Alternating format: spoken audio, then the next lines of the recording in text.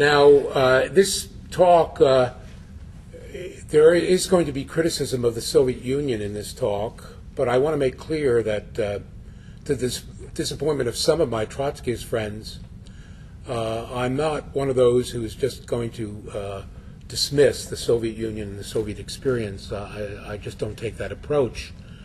I feel like Leonard Cohen in that quite good song, everyone knows the good guys lost. You know, I know that there were things wrong with the Soviet Union, but can you speak up? Okay, I know that there were things that were wrong with the Soviet Union, but nevertheless, there were some things that were right. It was an interesting experiment, and I'm not going to be totally dismissive. Nevertheless, I mean, in this talk, I am going to criticize the Soviets. Now, World War I produced, of course, the Bolshevik Revolution, 1917. And, of course, the Bolsheviks, when they made their revolution, the leaders saw this as not merely an attempt to overthrow the Tsarist regime in Russia, but, in fact, they linked it with this notion of world revolution. And for about 4 years, until 1924, Lenin and the other leaders made a sincere effort to spread the revolution that began in Russia, which they saw as the weak link, and spread the revolution to the rest of Europe, and particularly to Germany, which was the most advanced capitalist country in the world at that time. And they believed that if, in fact, Germany went communist, that they would have scaled the revolution would have scaled the commanding heights, and there would, in fact, be the basis for a world revolution. However, we know that this attempt at the world revolution did not succeed, and by 1924, an exhausted Russia turned inward, and the leader of that inward turn was Joseph Stalin, and the notion of revolution in one country. Now, World War II, in a way, it looks like a second opportunity. There's a surprising continuity. World War II is well named because it was, in fact, it was yet another attempt to redivide the world by imperialism. And there was some possibility, it seems to me, that given the dimensions of that conflict, something radical could come out of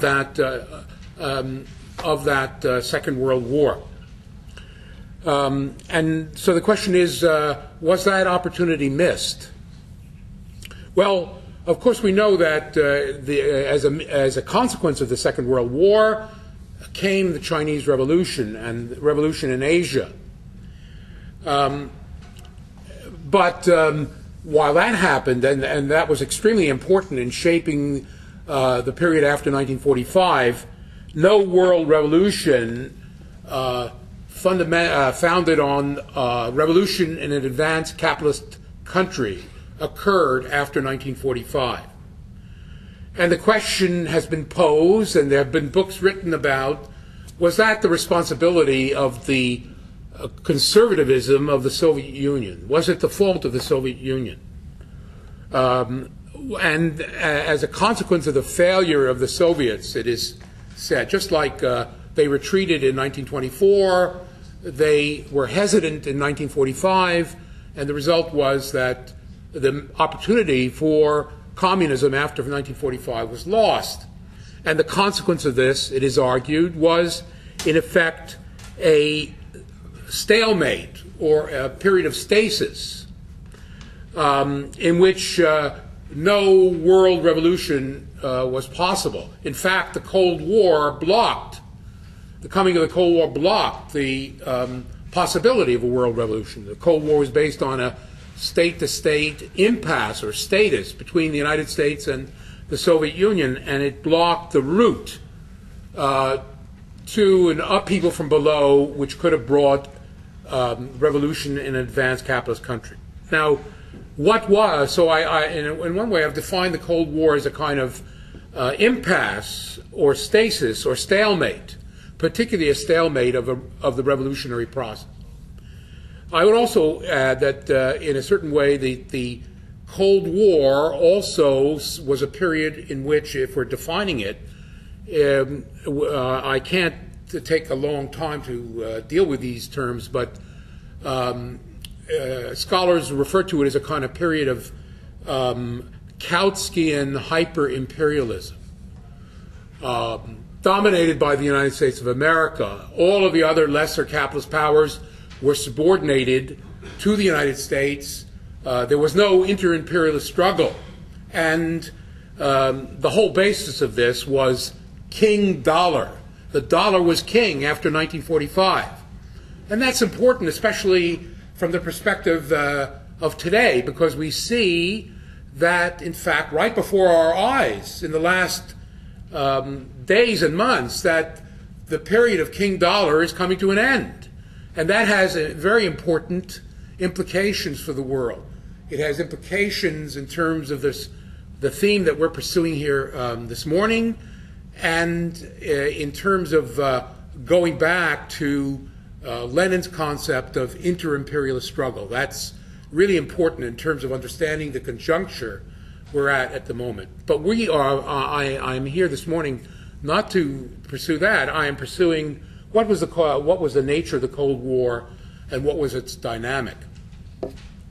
Well, I will argue that the Soviet control over the international communist movement removed any chance of a real revolution in advanced capitalist countries.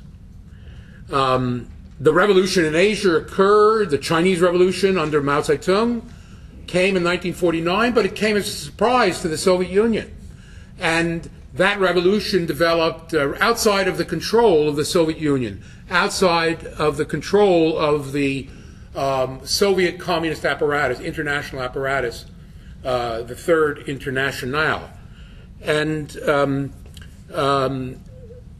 it took its own path. The basic view of the Third Internationale under Stalin and his successors was much more conservative. And I'm not here to condemn the Soviet Union, which after all lost 26 million people during the Second World War and was bled white in the fight against fascism. I'm not here to condemn the Soviet Union, but I think we have to look at the internal dynamic of the Soviet Union to understand why it was not prepared to vigorously support, beyond that, why it was not prepared to support a renewed attempt at world revolution. Now, as I said, between 1917 and 1924, they did pursue that policy. But then they retreated. The new Soviet state was exhausted. And as a result of that, what you have from 24 on is the consolidation of the party state under Joseph Stalin. Turning inward, socialism in one country, the development of the party state in the Soviet Union, which developed its own interests and dynamic in terms of internal Soviet development, bureaucracy developed, and the Soviet Union came to see itself more and more in terms of interstate relations, relations between itself and the other capitalist states, which was unfortunate because the realm of interstate relations and conflict is the terrain of the classic terrain of the capitalist powers and the capitalist world. In other words, the whole international system wasn't defined, was kept within the bounds of the notion of the conflict between states, sovereign states. And as a result of this, this policy, which became firmly entrenched certainly by the 30s and into the 40s, by 1945, the Soviet Union, while it hadn't completely given up, at least as a concept, the idea that socialism would spread, nevertheless was not prepared to risk a global conflict to pursue world revolution.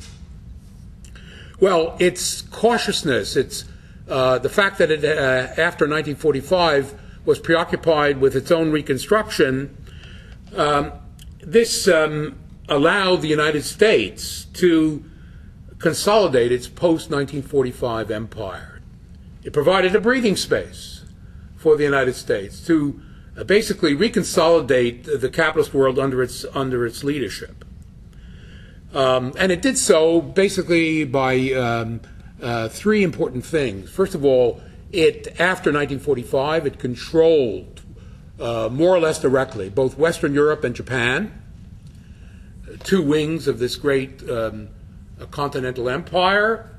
Secondly, it moved in the direction of an open financial and trade system after 1945. And thirdly, it invented the concept of consumerism after 1945. It seems to me those three initiatives were very important in terms of the consolidation of the American empire. Now, where I do fault the Soviet Union is the fact that it controlled the international communist movement. Except for China, it was in control of the international communist movement. And with respect to Europe, it more or less, although we tend to exaggerate, nevertheless it had great influence over the Italian, the French, and indeed even the Greek Communist Party in the post-war period. And this control, it seems to me, I would argue, I'm arguing here this morning, precluded the possibility of serious revolutionary change in Europe in the direction of socialism after 1945. The Soviet Union, in the light of its international interests and its own security, pursued a very cautious policy with respect to Europe after 1945. People forget that in 1945, communism was a popular idea. Socialism was a popular idea in Europe. And it seems to me, in the countries that I've named, there were real possibilities for important change, which unfortunately did not occur. Moreover, when the Soviet Union did attempt to export its model in the areas that it occupied in Eastern Europe, the whole of Eastern Europe to the Elbe, it exported a model of socialism which proved to be quite unattractive to people.